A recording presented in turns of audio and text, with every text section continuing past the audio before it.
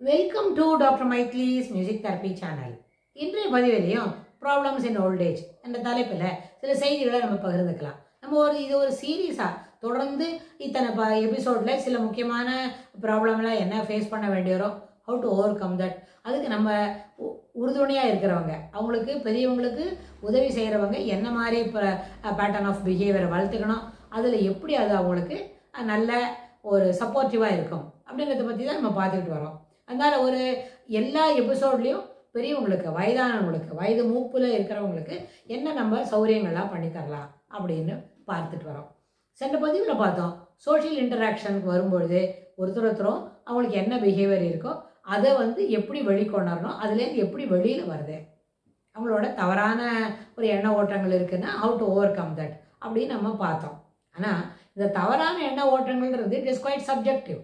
சிலவங்களுக்கு பிடிக்கும், சிலவங்களுக்கு சரியில்லைன்னு. அதாவது பொதுவாக சொல்லணும்னு சொன்னால் நம்மளுடைய நடத்தைகள், நடை உடை பாவனைகள், அப்புறம் செயல்முறைகள், பேச்சுத்திறன், அதெல்லாம் சில பேருக்கு நம்மளை பார்த்தா ரொம்ப பிடிக்கும்.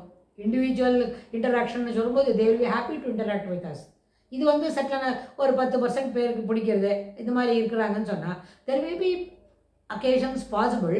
ஒரு 10-15% உள்ளவங்களுக்கு நம்மளோட வெரி ப்ராக்சிமிட்டி இந்த சேம் ஹால் டிஸ்டர்ப்ஸ் தேம். அவங்களால நம்மளோட பேசி பழகிறதுக்கு முடியாதபடி இருப்பாங்க.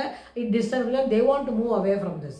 அதே மாதிரி சிலவங்களுக்கு நம்மளோட எமோஷ்னல் டிஸ்டர்பன்சஸ் அவங்களுக்கு சில ஹாப்பியாக இருக்கும்.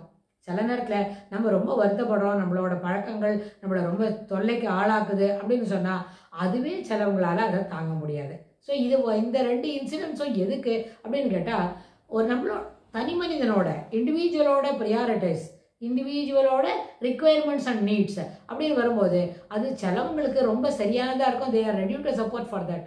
ஆனால் there are individuals they doesn't want to support, they are thinking about இல்லாமல் தான் இருக்கட்டுமே, why do you support them, why do you want to give the comforts, let them be without it அப்படின்னு கூட நினைக்கிறவங்களா இருப்பாங்க. ஸோ இந்த அடிப்படையில் வரும்பொழுது individual differences will prevail in the midst of people, that too in the midst of old people. அவங்களுக்கு என்ன பண்ணோம், supporting staff இருப்பாங்கல்ல, வீட்டில் இருக்கிறவங்க, அவங்கள மகள் அது போல் இருக்கிறவங்களா இருந்தாலும், இல்லை we are hiring the services of somebody else from outside the family அப்படின்னு சொன்னால் அப்படி உள்ளவங்களா இருந்தாலும் இண்டிவிஜுவல் கேர் கொடுக்குறோம் பெரியவங்களுக்கு. We are attending on to the needs of the old people on one-to-one basis, and at the same time we are giving support அப்படின்னு சொன்னால் அவங்களுக்கு இதுபோல் ரிசர்வேஷன்ஸ்லாம் இல்லாமல் they are open mind and ready to support elders for their requirements and needs. requirements என்ன, அவங்களோட அன்றாட morning அப்ளூஷன்ஸ் முடிக்கிறது, to bathe, to read and right, அதுபோல். ஆனால் பர்சனல் ரிக்குவயர்மெண்ட்ஸ் போக, ரிக்குவயர்மெண்ட்ஸுக்கு அப்புறம் நீட்ஸ்ன்னு என்ன, அவங்களுக்கு சாப்பிட்றதுக்கு அவங்களுக்கு பயனுள்ளதாக எல்லாத்தையும் சொல்லி கொடுக்கறது, எப்படி இருக்கோ அதெல்லாம் சாப்பிட்றதுக்கு தயாராக பண்ணி தருது. டேபிள் கிட்ட போனாங்களான்னா டேபிளில் சாப்பாடெல்லாம் இருந்ததுன்னா அதை ஓப்பன் பண்ணி கொடுத்து, கையில் கொடுத்து, ஸ்பூன் எடுத்து கொடுத்து, அதுபோல் சின்ன சின்ன சர்வீஸ்லாம் பண்ணால் கூட that will be of good help to them. So requirements and நீட்ஸை somebody is taking care of, நிச்சயமாக அது okay. For that we can give the provisions and we provide the support.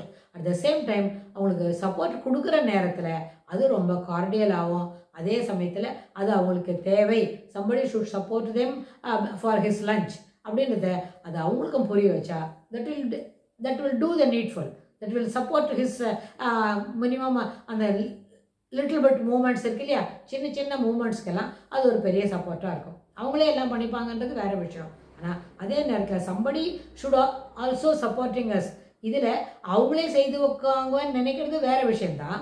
ஆனால் நமக்கு முடியலன்னு சொன்னால் somebody is supporting for our, நம்ம சாப்பிட்றதுக்கு வேணுமானா lunch டேபிளுக்கு போகிறதுக்கு சப்போர்ட் பண்ணுறாங்க, சாப்பிட்டு முடித்த உடனே நம்ம டைனிங் டேபிள்லேருந்து வெளியே எழுந்து வரத்துக்கும் சப்போர்ட் பண்ணுறாங்க.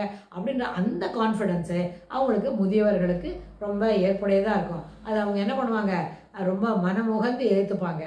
அப்போது வலிமை, தட் இஸ் வலிவு குன்று இருக்கு. வேகமாக எழுந்து நடக்க முடியல, சில நேரத்தில் ட்ரெஸ் எல்லாம் வேகமாக மாற்றிக்க முடியல அப்படின்னும் போது அந்த நேரத்தில் அந்த சப்போர்ட் கொடுக்குறவங்கள ஃபிசிக்கல் சப்போர்ட்டு அவங்கள தனியாக அதை நடத்திக்கிட்டு அவங்களோட டைனிங் டேபிளை தாண்டி அந்த சோஃபாவில் உட்கார வைக்கிற அளவுக்கு அதுபோல் நம்ம சப்போர்ட் பண்ணும்போது things will be in the side of the old people. அவங்களுக்கு எல்லாமே சப்போர்ட்டிவாக அமையும்னு சொல்லி இந்த பதிவை நம்ம நிறைவு செய்கிறோம். இதுக்கு தொடர்புடைய செய்திகளை வரப்போகிற பகுதிகளிலும் பார்க்கலாம். தேங்க்ஸ் ஃபார் வாட்சிங்.